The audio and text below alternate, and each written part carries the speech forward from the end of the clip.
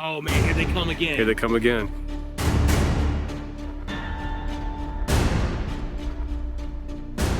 This still has skin on the skull. So some of these stories I started hearing from some of these people were kind of bordering on, I guess you would say, superstition, old wives' tales, uh, just not really stuff that I didn't see outside of a movie. I mean, I can't really substantiate anything these people are saying in my own experiences, but I've seen that in movies. I've heard about that in movies, things with shadow figures and shadow beings. And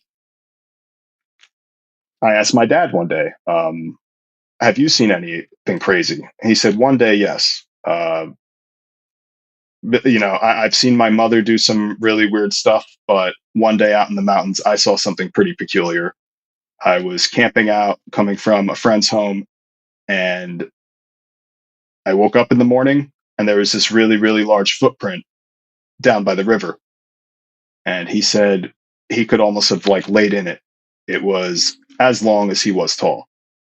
And he was really, really kind of, I guess, not hysterical, but he was freaked out because he recalls his mother doing stuff when he was younger. And when he was young, his mother would oftentimes take an animal, a livestock. I don't know if it was a sheep. I know he said he had a lot of goats, so it might have been the goat. But he said they took the sheep or the goat. I'm pretty sure it was the goat, and just tied it up at the cave there. And he kind of waited at the bottom while she went up and did this and came back down, and they would leave. And he said the one time he heard this animal start screaming. So let's fast forward to when he saw this footprint when he's a teenager now. He asked his mother about it. And she said, well, I told you to stay out of those caves. And if you don't want to find out what that footprint is from, you should continue to stay out of those caves.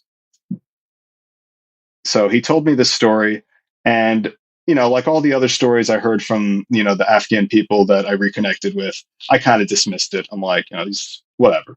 I guess every culture has these scary stories in the dark, if you will. I just thought it was just stuff to like scare the kids. Oh, don't stay out too late. The giant's going to get you. So a couple years later, this would have been in, I think it was 2010 because I was working at Park City Mall in Lancaster. I was working at one of those kiosks there. And, I had free Wi-Fi and I had just bought a laptop. So I was surfing YouTube and I had first seen that movie, that documentary called Loose Change about the whole 9/11 thing. And I started going down these rabbit holes. And then I remember seeing something about a Kandahar giant. And I saw the video. It was almost like an animation style thing. And I, I was like, okay, well, this is kind of weird. So I went back and asked my father about it. And my dad kind of substantiated what was going on. And he said, yeah, these creatures that we were leaving these animals for are these jinns. And you're telling me about this video that you saw where these American soldiers just got slaughtered. So that's probably what it was. I couldn't imagine it was anything else. And that's how I came to know about it. And then a few years later, my father, he had a series of surgeries and he ended up dying from a stroke in his sleep. And that was in our home right by Warhouse Gym, Dana Lynn Bailey's gym. We lived across the street. We lived right there off Bingaman. Yeah, we lived across from that little bamboo forest there, 107 Wow. Bingaman, North Bingaman Street in Mount Penn there, right around the corner from the post office and around the corner from uh, that really, really awesome little tavern. I forget what it's called.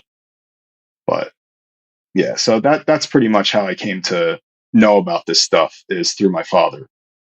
And he seemed like a very traumatized individual in the, I would say, 8 years that I lived with him after foster care.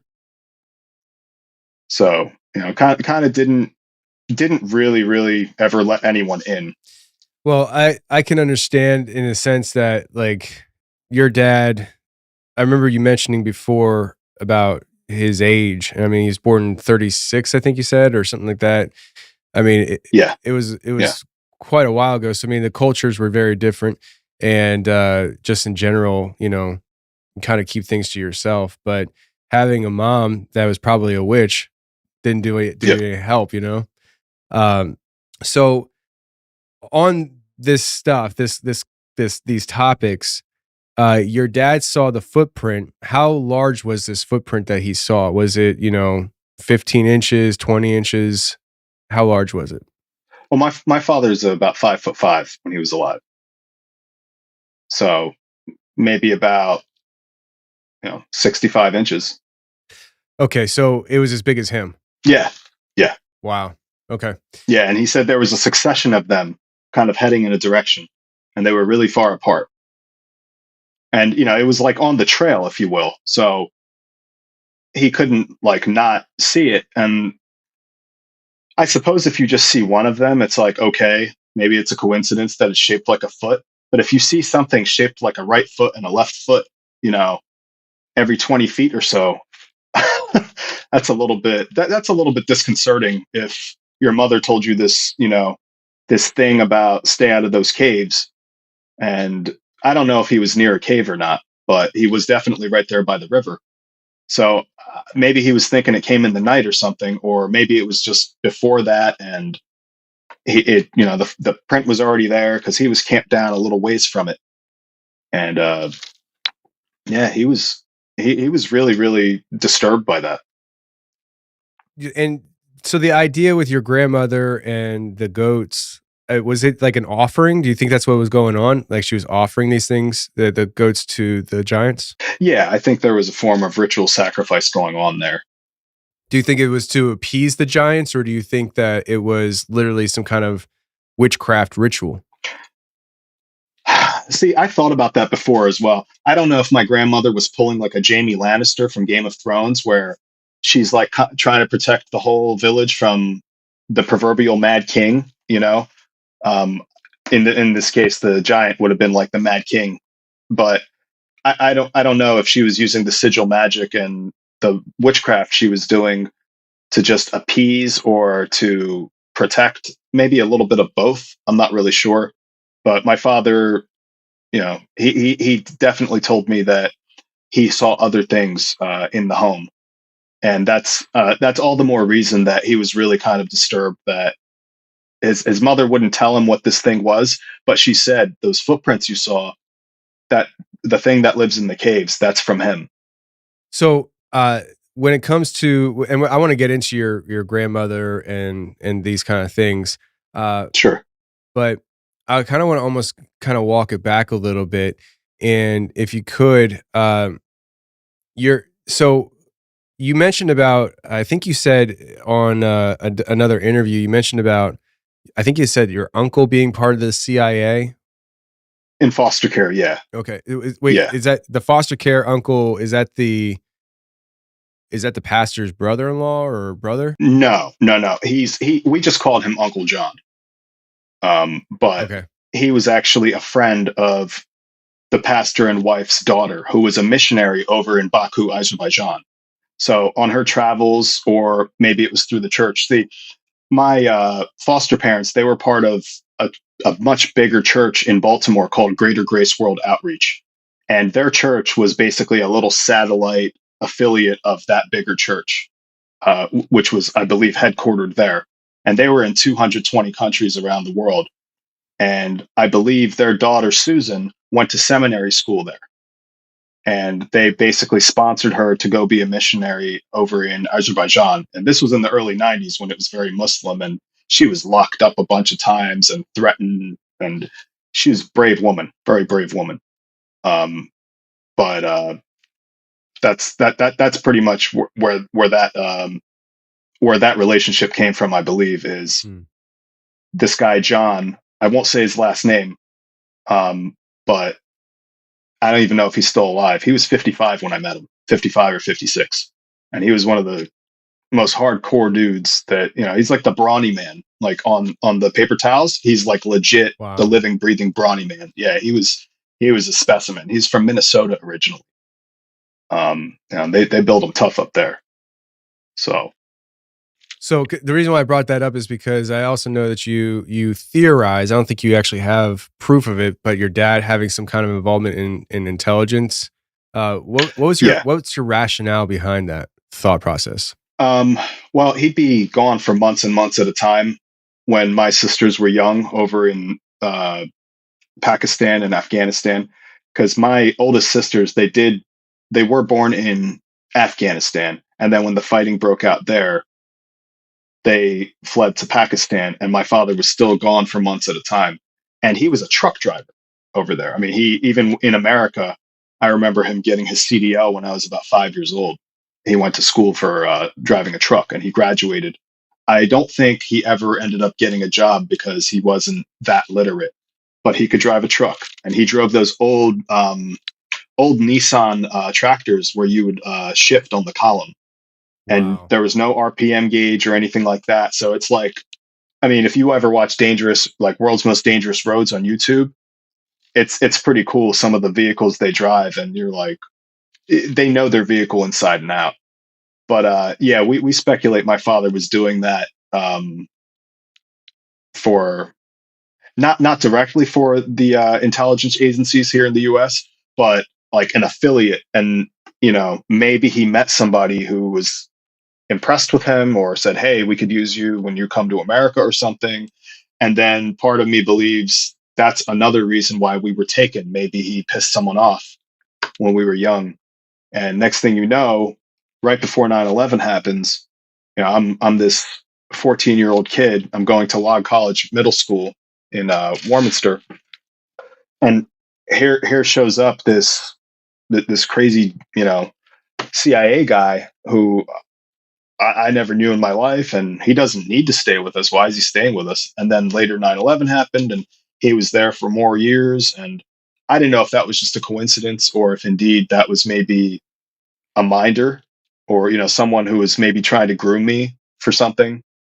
I don't know. But he definitely made an impression, and he taught me a lot of skills that you would expect a CIA operative to teach a little kid. Really? He taught me Aikido. Um, he taught me how to paint. He taught me carpentry. We went hiking. He taught me how to trap animals. Uh, I would get up at 4 a.m. and I'd go running with him up Park Avenue in Warminster. At the intersection there of Park Avenue and County Line Road was our church. Now it's like a landscaping company or something. And we used to run up and down that every morning at 5 a.m. when I was in 8th grade. Wow. It was pretty hardcore. And it was to prepare me for the track team. And I ended up being really good at track because of him. Didn't stick with it, but yeah, he made me just that much better. Wow. And this was your uncle CIA guy, right? Yeah. So anyway, I went into all that just to illustrate to everyone, what kind of an impact this guy made on me. But yeah, I to this day, I get a feeling in my gut that maybe he was there partially because of my father's past activities. But he knew the pastor foster care parents? Yeah. Okay. Uncle John did, yeah. And then my father, he actually knew my foster parents. Yeah, just through visitation. But Man, that's a wild. So it's a wild ride, right? I mean, it seems like yeah, you have a life story that probably could be a book one day. everybody says that. Everybody says my life's a movie. Yeah, Constantly. Yeah. I mean, it sounds like it definitely could be, and it's not even just what you just shared. There's layers to this, and that's kind of where I want to kind of steer the conversation. Sure. So I want to kind of go into. I want to talk about the acid liquors, and Okay. I was planning on not bringing that up till closer to the end, but I kind of just want to rip the Band-Aid off and kind of go into it a little bit. I don't know how much you know about it, but I'd never heard of such things till I heard you talk about it. So tell us about these acid liquors, because I find it very interesting. Yeah. So one of the Afghans in the community up there in Reading told me this story, and I'll keep his name disclosed because he's not the kind of guy that would want me to do that, just like my uncle wouldn't want me to say his last name. But just for the record, if you're in the CIA, I'm sure you know that I'm telling the truth. But anyway, this guy that I met through my parents knew my father quite well from the time he was a very small child. And he grew up in Oakbrook. It's a community over there in Reading, in West Reading, I believe. And he told me the story that he read, I believe it was in the Hadith or the Quran. I never went and looked. So if I'm wrong, I apologize. I'm just reiterating what this guy told me. He said that there are these creatures in the earth, and they're called Matazume. And he said they're these acid lickers. Now, I don't know if Matazume is a Pashto word, because we're Pashto. We're not Kablan. We're not Kable. We're from Kabul. We're from Kandahar. And I believe one of the main dialects there is Pashto. And he said that these creatures called Matazume, they live in the ground, live in the earth, and they have these tongues of acid. And apparently they're licking the side of the hill to try to break out to the surface. And at the end of each day, they get tired and they say, okay, we're going to stop. And if they don't say we're going to stop, inshallah, which is God willing or in God's name, the mountain grows back. And the next day it's back to square one. They have to lick all over again. The day they get to the very, very end and they just have like, kind of like a Tootsie Pop, they have like 1 or 2 licks left. That's always when they get tired. The day they say inshallah, they'll come back, 2 licks, they're in the surface. That's how I understand the story. And it's supposed to happen in the end of days as a form of judgment upon humanity. It's interesting because there's a lot of speculation that they might be coming very soon with these creatures coming back and roaming the earth, the surface level. I think they're in office. Hey, man, you and me, we come from the same cloth. Hey, listen, I mean, it is what it is. I guess it's possible. I mean, what do these people have? Technology thousands of years ahead of us by now? Why isn't it possible?